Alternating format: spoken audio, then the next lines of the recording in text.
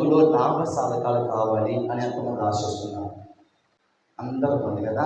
నా బతుకులో నేను చేసే బిజినెస్ కానీ నేను చేసే ఉద్యోగం కానీ అన్నింటిలో లాభం పొందుకోవాలి అని అనుకుంటున్నా కదా. వాడిని చదువుదాం. 1 తిమోతి రాసిన పత్రిక 6వ అధ్యాయం.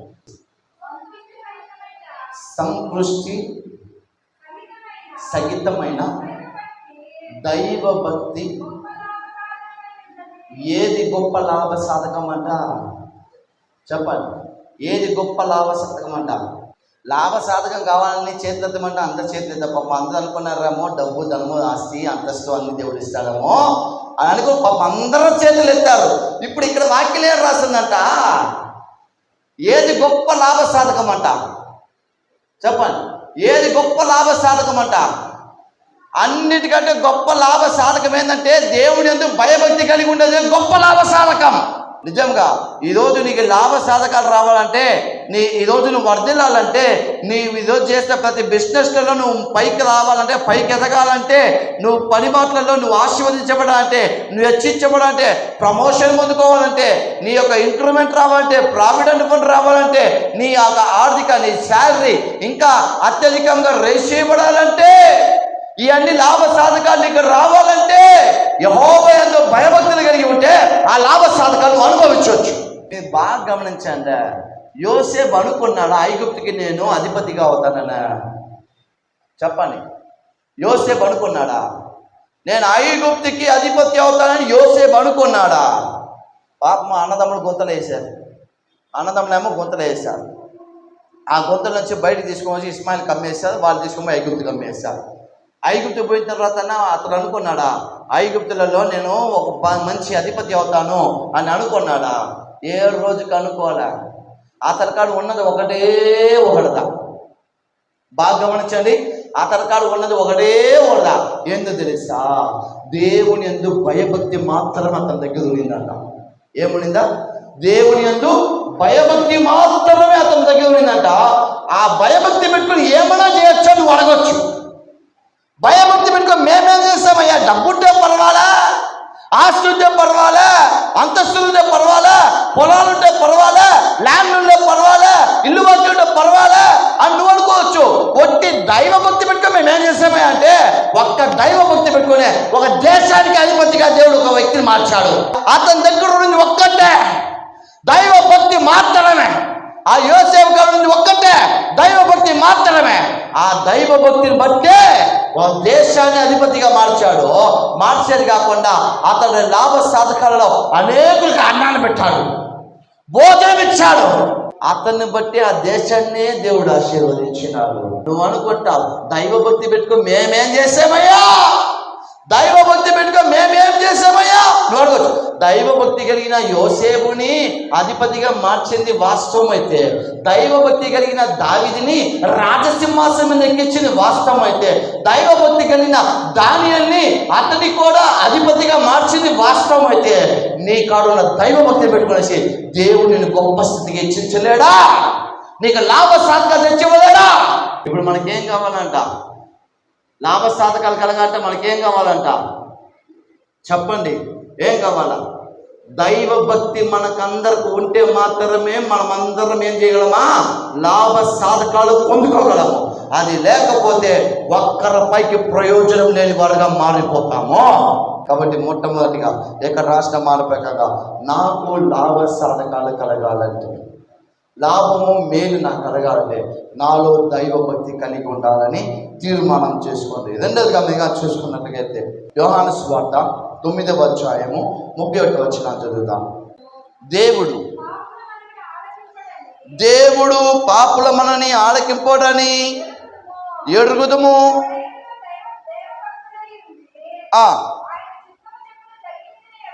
దైవ భక్తము కలిగి ఆయన చిత్తము చెప్పున జరిగించిన ఎడలా. రెండోది ఇక్కడ ఎంత గొప్ప ఆశీర్వాదమైన మాట ఇక్కడ రాస్తున్నాడో చూడండి. ఏమని రాస్తున్నాడంట? ఎంతమందికి అయితే దైవభక్తి కలిగి ఉంటారో వాళ్ళందరూ ప్రార్థన దేవుడు ఏం చేస్తాడంట? పాప ఇన్ని రోజులు ఉపవాసాలుండి, ఇన్ని రోజులు కన్నీరు కాచుకుంటూ రాత్రి పగులు దేవుడి దగ్గర కనిపెట్టుకుంటా ఉన్నారు కదా. పాప ఆన్సర్ రాలా, మాకు ఏ మేలు కలగల అని ఏడ్చుకుంటా కూర్చున్నారు కదా. కారణం ఏందో తెలుసా? ఎందుకు ఆన్సర్ రాలా, ఎందుకు మేలు జరగదో తెలుసా? దైవ భక్తితో దేవుడి కాడ ప్రార్థన చేస్తే మాత్రమే ఆ కార్యాలన్నీ నీకు సఫలం అవుతాయి. కొంతమంది నామకార్థానికి ప్రార్థన చేస్తారు. పాస్టర్ గారు చెప్పినాడు, లేదా మా అత్తగారు చెప్పింది, మా అమ్మ చెప్పింది, మా నాన్న చెప్పిండు అని నామకార్థానికి ప్రార్థన చేసే వాళ్ళు ఉన్నారు. భక్తి ఉండదు, దేవుని పైన భయము అస్సలకి ఉండనే ఉండదు. ఎవరో చెప్తే చేసేవాళ్ళు వీళ్ళంతా. నీ ప్రార్థన ఆలకించబడాలంటే, నీ విజ్ఞాపన దేవుని సన్నిధానం చేర్చబడాలి. నీలో ఏముండాలంట? దేవుని భయభక్తి నీలో ఉండాలా. ఒక ఆయన మీకు చూపించాలని ఆశిస్తున్నాం. అలాంటి అపోస్తల కార్యగ్రంథం 10వ అధ్యాయం 4వ వచనం చదువుతాం.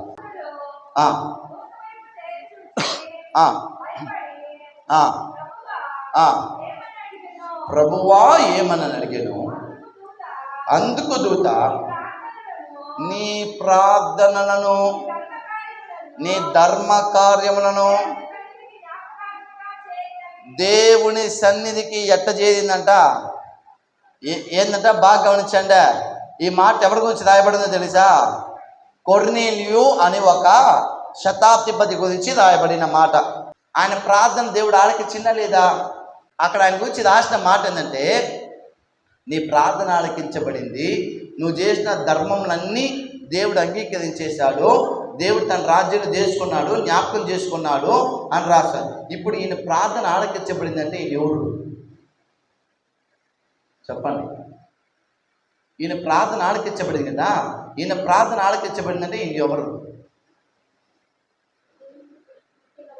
దేవునికి భయభక్తి కలిగిన వాడు. ఈ మాట దాని ఫస్ట్ వచనం, రెండవ వచనం చదువుతాం. ఇటాలి పటారను అనబడిన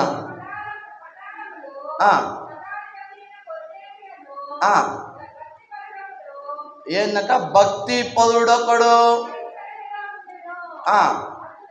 చూడండి, భక్తి పౌరుడు ఏం చేస్తాడో తెలుసా? ఎందుకు అతను ప్రార్థన దేవుడు ఆలకించాడంటే, అతడు ఎవడంటే దేవుని ఎందుకు భయభక్తి కలిగిన వాడంట. అందుకు ఆయన ప్రార్థన దేవుడు ఆలకించాడట. ఎలాంటి దైవభక్తి కలిగిన వాడు? చదవండి, రెండవ వచనం చదవండి.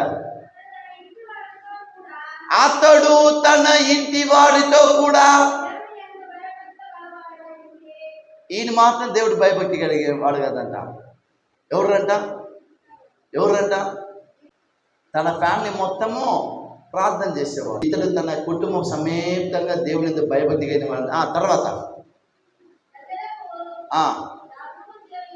రెండోదిగా దేవుని భయభక్తి కలిగిన వాడు ఏం చేస్తాడు తెలుసా?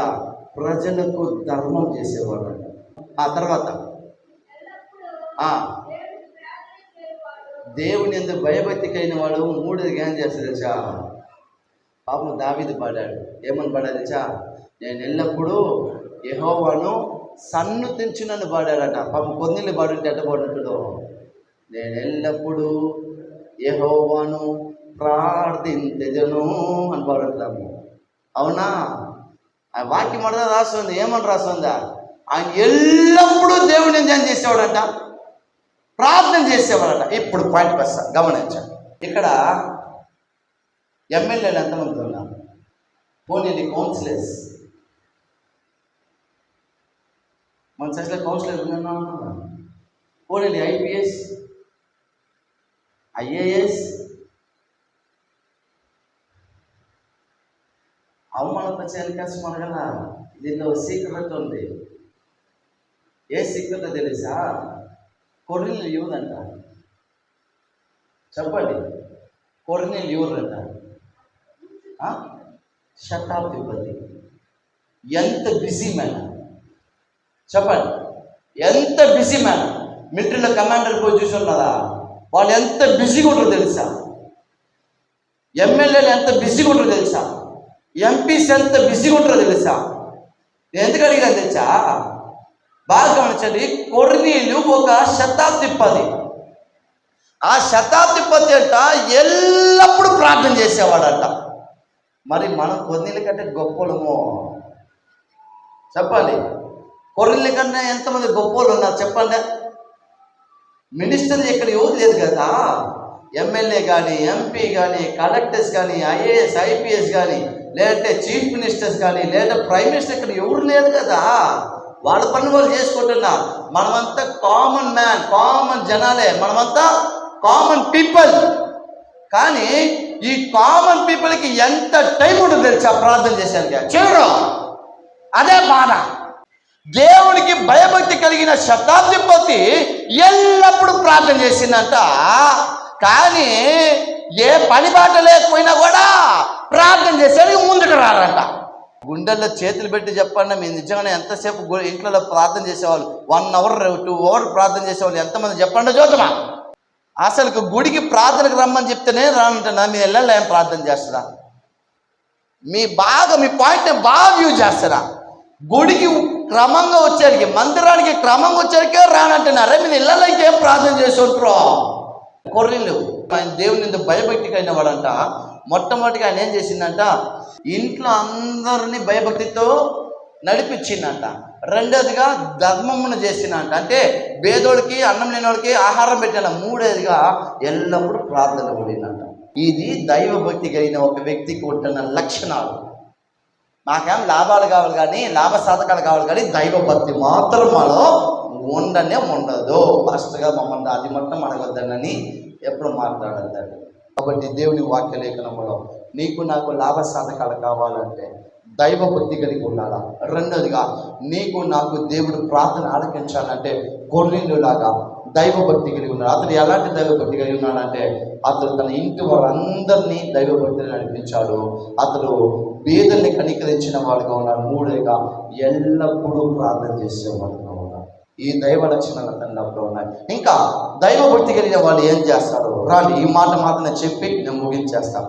దైవభక్తి కలిగిన వాళ్ళు ఏం చేస్తారు? తిమోతికి రాసిన 2వ పత్రిక 3వ అధ్యాయం 12వ వచనం. క్రీస్తు యేసునందు భక్తి గల సద్భక్తితో బ్రతుకు ఉద్దేశించు ఉన్న వారందరూ దేవుని ఎందుకు భయభక్తి కలిగి ఉంటే అంట మనకేమొస్తాయంట? హింసలు, శ్రమలు, బాధలు ఎన్ని వస్తాయంట. దేవుడు ఎంత గొప్ప మాట రాశారంటే, యేసుక్రీస్తునందు నీకు హింసలు వస్తాయి, యేసుక్రీస్తునందు నీకు బాధలు వస్తాయి, యేసుక్రీస్తునందు నీకు శ్రమలు వస్తాయి, యేసుక్రీస్తునందు నీకు నిందలు వస్తాయి, అన్నీ వస్తాయి. భరించే మనసుదా మనకి లేదు. నడతా యేసయ్యే ఏం చేసిందా? భరించి. మనకెందుకు ఆ మనసు రాలేదా? ఓడ పేరుకు మాత్రం నేను దేవుని బిడ్డ అని చెప్పుకుంటాను. కానీ ఆయన మొఖాన్ని ఉమ్మూస్తే గమ్మును ఊచుకున్నాడట. మన మొఖాన్ని ఉమ్మూస్తే ఒప్పుకుంటున్నాం. చెప్పండి, ఉమ్మూస్తే ఒప్పుకుంటున్నాం. ఒక మాట అంటేనే పడేవాళ్ళం కదా మనమా. ఆయన ఎన్ని మాటలైనా, నువ్వు దేవుని కుమారుడు అయితే సిలువ నుంచి ఏమన్నా దిగిదమ్మన్నా, నువ్వైతే ఒప్పుకుంటావు మాట. చెప్పండి, ఒక మాట అంటేనే పడేవాడు కాదు, ఒక మాట అంటేనే ఓచుకునేవాడు కాదు. అలా ఉండేటప్పుడు నువ్వు శ్రమను అనుభవిస్తావా? శ్రమను అనుభవించలేనివాడు అంతా ఎవడు కదా? దేవుని ఎందుకు భయభక్తి కలిగిన వాడు కానీ కాదు. ఇప్పుడు ఒక సంతోషమైన మాట చెప్పన్నా రాండి. ఎందుకు మిమ్మల్ని ముగించేటప్పుడు బాధపడ్డారా? ఎందుకు మొఖాన్ని నల్లగా పెట్టుకోవాలి? సంతోషమైన మాట చెప్పి మేము సంతోషంగానే పంపిస్తారు. అంటే పేతురు రాసిన 2వ పత్రిక 2వ అధ్యాయం 9వ వచనం చదువుదాం. భక్తులను ఎంత గొప్ప మాట ఇక్కడ రాశారు చూడండి. పేతురు భక్తుడు ఏమని రాశారు? భక్తులను శోధనల నుండి, భక్తులను దేంట్లో వచ్చి దేవుడు తప్పిస్తున్నాడంట. అక్కడేమో దేవుడి భయభక్తి కలిగిన వాళ్ళకి శోధనలు వస్తాయంట, శ్రమలు వస్తాయంట, వేదనలు వస్తాయంట, ఇబ్బందులు వస్తాయంట. అయితే పేతురు భక్తుడు చెప్తున్నాడు, నీ శ్రమలో, నీ బాధలో, నీ కష్టాల్లో నువ్వు భక్తిగా నడుచుకునేలా వాటన్నిటిలో దేవుడు తప్పిస్తాడు, వాటన్నిటిలో దేవుడు మిమ్మల్ని విడిపిస్తా. ఇప్పుడు నీ శ్రమలలో, బాధలలో, వేదనలో, ఇరుకులలో, ఇబ్బందుల్లో నువ్వు విడిపించబడాలంటే నువ్వు చేయాల్సింది కూడా నేను తెచ్చా, దేవుని మీద భయభక్తి. 3 విషయాలు నేను చెప్పాను. దేవుని ఎందుకు భయభక్తి కలిగి ఉంటే ఏం కలగద్దో 3 విషయాలు నేను చెప్పాను. ఈ 3 విషయాలు నీ బతుకులు అనుభవించాలంటే దేవుని ఎందుకు భయభక్తి కలిగి ఉండు.